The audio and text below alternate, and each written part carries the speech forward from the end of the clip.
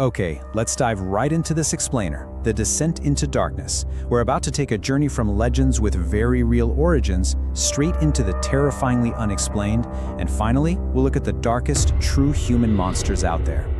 You know, we often comfort ourselves by believing that the monsters we see on screen or read about in books are just that, entirely fictional. But the truth, well, reality is terrifying. Let's begin our descent in 1873, right in the damp, echoing basement of the Palais Garnier, with the devastating real-life tragedy that actually inspired the Phantom of the Opera. Meet Ernest. He's the real Phantom. See, Ernest was this incredibly talented pianist whose life was just shattered when a horrific theater fire disfigured his face and tragically killed his fiancée. He was completely heartbroken and just couldn't face society anymore, so he retreated into the literal shadows. He chose to live as a sad, scarred figure deep beneath the Paris Opera House. And for years after that, patrons and workers would report hearing his mournful voice echoing through those stone halls. And honestly, this brilliantly illustrates how reality spawns our most famous fiction. Take a look at this, 17F, because long before he penned the world's most famous spy novels, Ian Fleming was actually living them. He served in British naval intelligence during World War II as Agent 17F. The whole glamorous, high-stakes world of 007? Yeah, that was born directly from his gritty, real-world wartime reality. Just look at what he actually orchestrated during the war. He was the mastermind behind these wild, real-world deceptions. Take Operation Mincemeat, for example. He literally helped plant highly classified, completely fake documents on a deceased man dressed as a British pilot just to trick the German army. I mean, it proves that the truth of espionage is just as strange and frankly as brilliantly deceptive as any movie. 1830, The Monster in the Woods. Two trappers, Smith and Bowman, were out navigating the isolated, unforgiving mountains of Montana when they encountered something truly terrifying, something that simply shouldn't exist. The aftermath they found was just horrific. Smith was discovered ripped to shreds. But here's the detail that's going to send a shiver down your spine. He hadn't been eaten by a hungry animal. No, it was as if whatever killed him had destroyed him out of pure malice, just for the sake of violence.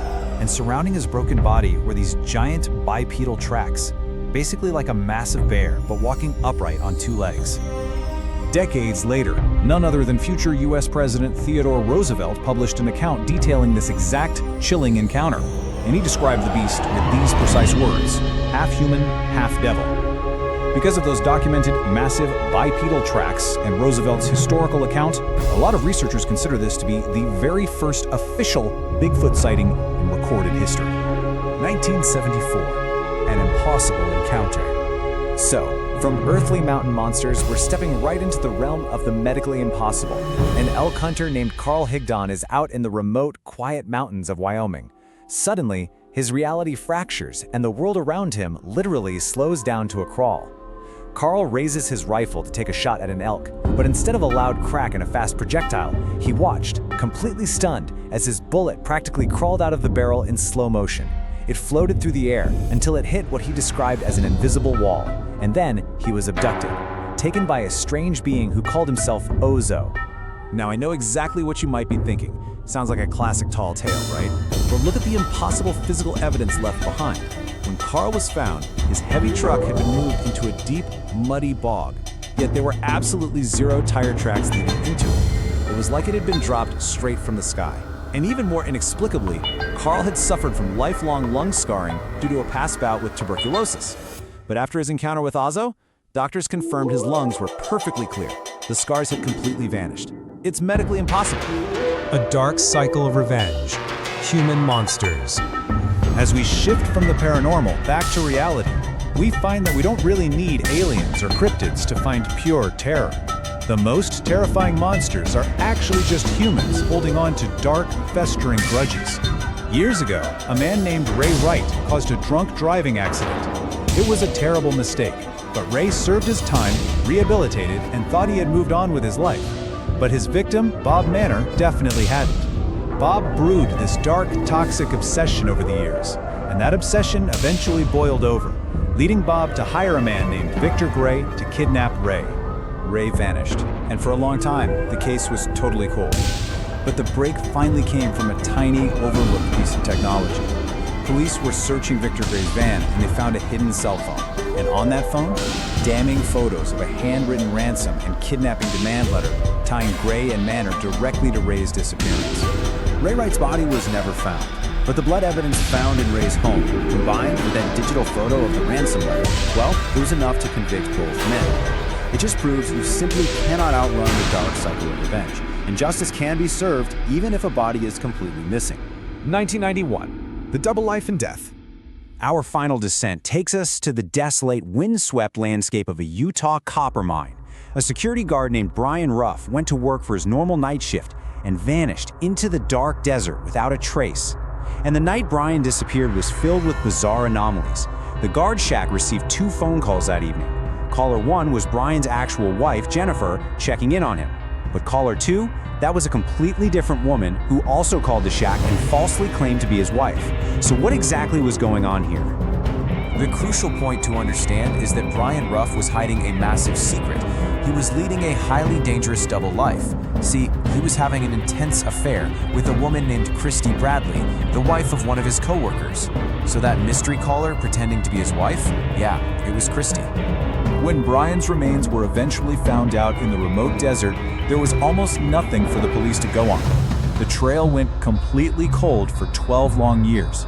The desert sands had practically swallowed this dark secret hole, and it left Brian's family without any real answers for over a decade. That is, until a cold case detective decided to re-examine the physical evidence with a fine-tooth comb. They found something practically microscopic on Brian's boot, which was recovered near his remains. It was a single, tiny speck of red paint. Just one speck. Forensic technology had advanced a lot by then, and investigators tested that speck of paint. It turned out to be an exact chemical match to the inside trunk of a very specific car, a red Mustang. And who owned that Mustang? Dale Bradley, the husband of Christy, the very woman Brian was having an affair with. The horrific truth finally materialized. Dale had uncovered his wife's affair.